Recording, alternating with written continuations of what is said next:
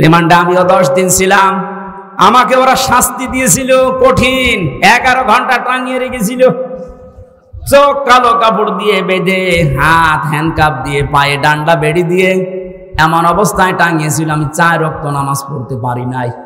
একেবারে যে কোরআন আমার সামনে, আমি সত্য কথা বলছি, জোহর আসর মাগরিব ইশা আমি ইশারায় পড়েছিলাম, কারণ জানি না যে এখন জোহর না আসর।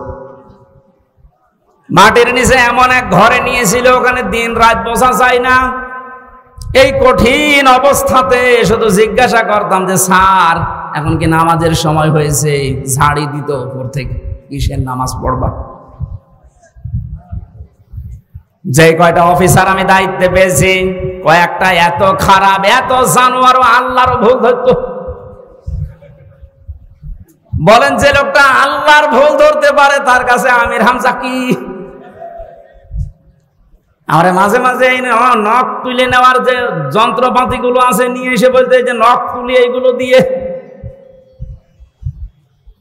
আর এখন জালেমদের একটু শুধু ডিম মারছে, তাই অনেকের সহ্য হচ্ছে না।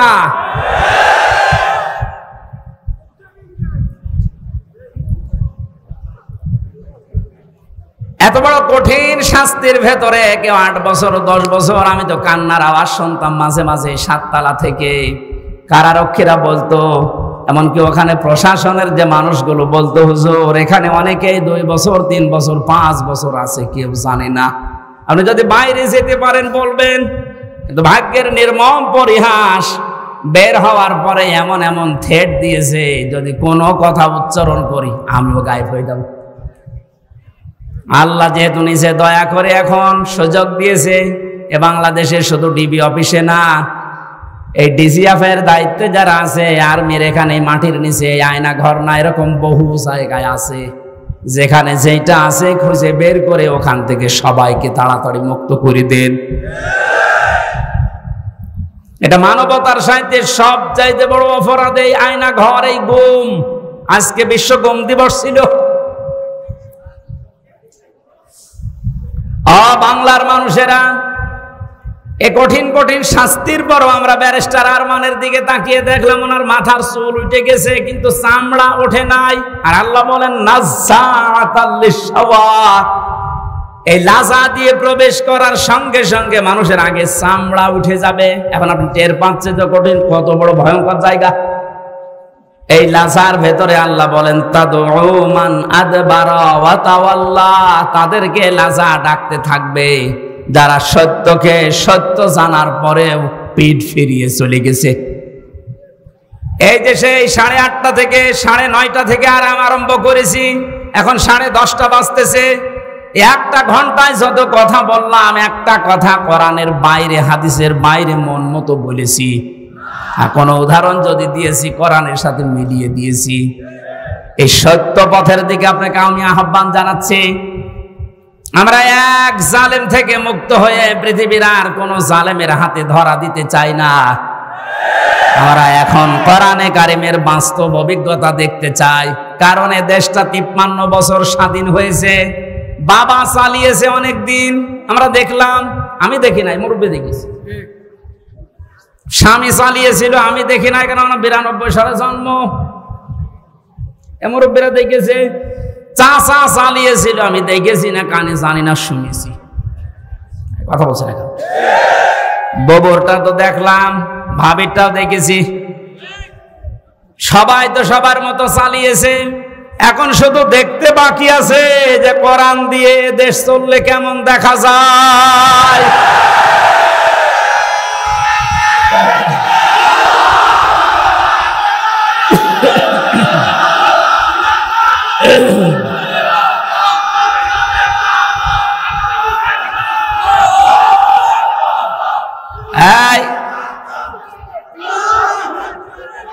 আজকে কে যেন ফতোয়া দিয়েছে যে নারায়েত তাকবীর এই শব্দটা বলা শিরক। কারণ নারায়েত মানে নারুন থেকে এসেছে, এটা পাগল। নারায়ণ শব্দটা নারতুন থেকে, নারতুন মানে উচ্চ, তাকবীর মানে আল্লাহর আওয়াজ। তাকবীর মানে কি? নারায়েত তাকবীর, উচ্চ আওয়াজে আপনি তাকবীর দেন, এই শব্দটা এখান থেকে, ওরা নারায়ে এখান থেকে নিয়ে এসেছে। নারুন মানে আগুনের তাকবীর। এটা আমাদের কলবের, অন্তরের এবং আত্মার সাথে মিশে থাকা একটা তাকবীর। এটা হযরত ওমর যেদিন দিয়েছিলেন, কাফেরেরা তাড়াতাড়ি করে দরজা জ্বালানা বন্ধ করে বলছে দরকার নেই, ওর সামনে গেলে মাথা থাকবে না। সুতরাং এই তাকবীর আমরা মরণ পর্যন্ত দিতে রাজি আছি। এই শব্দটা শুনে যারা মৌলবাদ মৌলবাদ বলে অনেকে আওয়াজ তুলেছিল, আপনি আল্লাহু আকবারের শব্দের যদি মৌলবাদ বলে উল্টাপাল্টা ফতোয়া দেন, আপনার জানাজা পড়া কবরে দেওয়া জায়েজ নেই। কারণ আপনি এমনিতেও জাহান্নামে যাবেন, অমনিও জাহান্নামে যাবেন। তাহলে সত্য পথের দিকে ডাকার পরে আমরা চাই চর্ম চোখে দেখতে যে কোরআন দিয়ে চললে কেমন দেখা যায়। যেহেতু আল্লাহর সাহায্য এবং বিজয় আমরা কিছুটা কিছু দেখতে পেয়েছি। অনেকে এখানে এসেছে এশার নামাজে হয়তো পড়তেও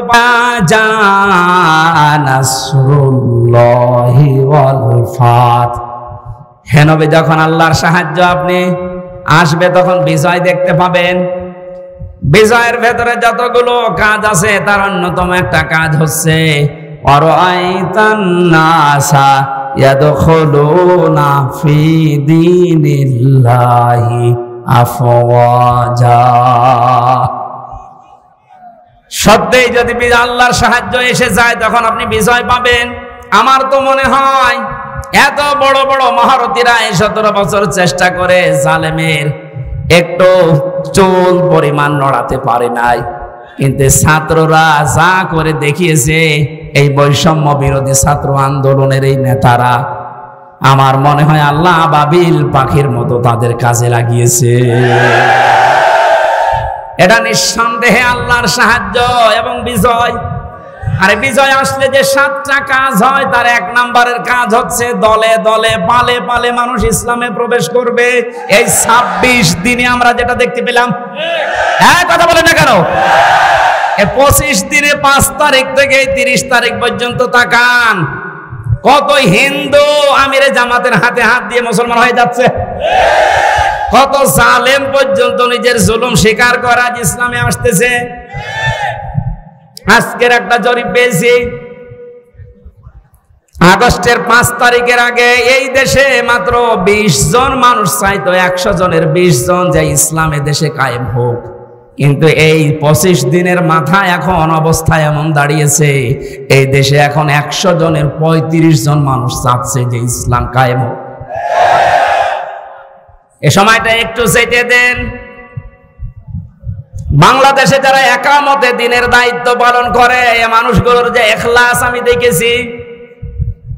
আমি তো বাস্তব ওয়াজ করছি ওনার সাথে, আমি 4 দিন থেকে জেলখানায় একেবারে পাশাপাশি আমি দেখেছি লোকটার আমল, লোকটার ঈমান। এই যে পরবর্তী আয়াতে ওইটা আসবে, ওনার যে মর্যাদা, ওনার যে ভরসা, তাওয়াক্কুল আল্লাহর উপরে। আমির হামজাকে লক্ষ্যটা এক জায়গায় করলে ওই রকম তাওয়াক্কুল হবে না। আমি কত আলেমকে জেলখানায় কাঁদতে দেখেছি, আফসোস করে, এমনকি আল্লাহকেও দোষারোপ করে। অথচ লোকটা একটা জেনারেল মানুষ, একটা ডাক্তার, কাদের সংস্পর্শে এসে কোন জায়গায় যে আল্লাহ পৌঁছিয়ে দিয়েছে তারে।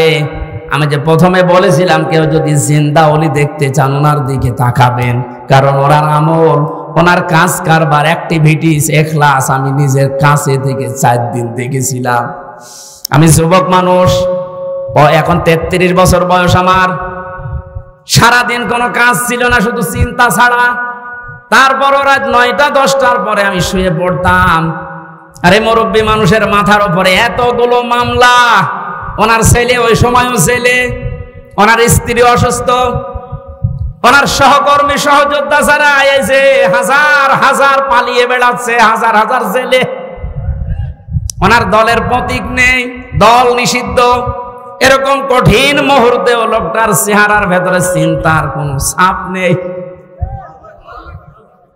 প্রতি সপ্তাহে 4টা 5টা করে হাজিরা দিয়ে দিয়ে যে 8-9 ঘন্টা গাড়িতে থাকা লাগতো। যখন জেলখানায় এসে পৌঁছাতো রাত 9:30 10টায়, বলতাম স্যার খাবার খাবেন না?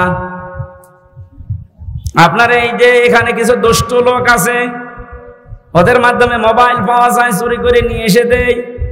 আমার বলছে, হামজা মোবাইল দিয়ে করব কি? কেন আপনার সন্তান আছে, ছেলে, আপনার স্ত্রী অসুস্থ, আপনার দলের লোক সব পালিয়ে বেড়াচ্ছে, একটু খোঁজ নেবেন না? আমারে যেটা শুনিয়েছে ওই কঠিন মুহূর্তে আমারে বলছে, হামজা আমার সন্তান সহ স্ত্রী সহ আমার সহকর্মী সহযোদ্ধাদেরকে আমি আল্লাহর হাতে রেখে এসেছি। আমার তো একেবারে পুরোপুরি বিশ্বাস ওই দিন থেকে যে ওনার এই তাওয়াক্কুলের কারণে এই 25 দিনে 20 থেকে 35-15% মানুষ ইসলামে আসা বেড়ে গেছে। এখানে মানুষগুলোর ইখলাসের আপনি দাম দিতে শেখেন। এদেশের দেশপ্রেমিক হিসাবে যদি এখন 1 নম্বরের তালিকায় থাকে যারা ভুয়া তুলেছিল, তাদের এখন মানুষ চিনে ফেলেছে। বাংলাদেশে একজন প্রথিতযশা আলেমে দিন মুফতি কাজী ইব্রাহিম বাইরের দেশ থেকে ঘোষণা দিয়েছে, অনেকে তো পাগল ছাগল না, 10 জন আলেম যদি এই দেশে থাকে তিনি একজন। ঘোষণা দিয়েছে এই বাংলাদেশে যদি কেউ দেশপ্রেমিক বলে দাবি করে সেটা 1 নম্বরে জামাত আর শিবিরেরা। বাকিগুলো যারা এগুলো তুলতেছে, এই কথা শোনেন আগে, বাকি যারা এগুলো তোলে অধিকাংশ গুলোই মিথ্যাবাদী। দেশপ্রেমের ধোঁয়া তুলছে যে আমি দেশপ্রেমিক, অথচ শরীরের ভেতরে দেশপ্রেমের কোনো চিহ্ন নেই। পায়ে যে জুতা দিয়ে আছে বিদেশি জুতা, গায়ে যে শার্ট দিয়েছে বিদেশি শার্ট।